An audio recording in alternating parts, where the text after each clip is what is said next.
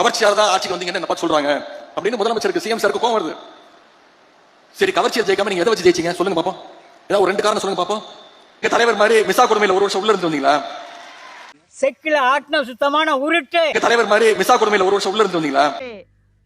மர்க்கா சொல்லு. சரி, எங்க தலைவர் மாதிரி மிசா கொடுமையில 1 வருஷம் உள்ள இருந்து வந்தீங்களா? ஆஹா.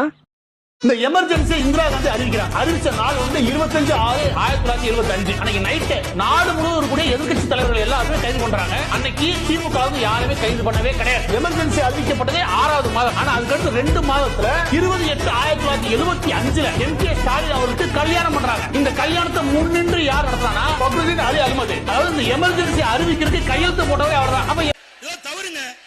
என்ன அர்த்தம்?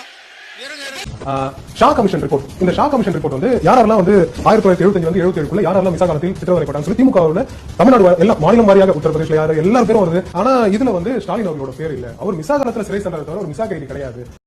இதெல்லாம் கொடுமையா இல்லையா? இப்படி ஒரு மிசாவில் தான் கைது செய்யப்பட்டார் என்பதற்கு ஒரு ஆதாரம் கூட இப்பொழுது வரை திமுகவிடம் இல்லை. குறிப்பாக இஸ்மாயில் கமிஷன் அறிக்கைதான் இன்று வரை மிசா சட்ட கைது நடவடிக்கைகள் குறித்த அதிகாரப்பூர்வ ஆவணமாக பார்க்கப்படுகிறது. அதில் மு.க. ஸ்டாலின் மிசாவில் கைதானார் என்பதற்கு எந்த ஆதாரமும் இல்லை.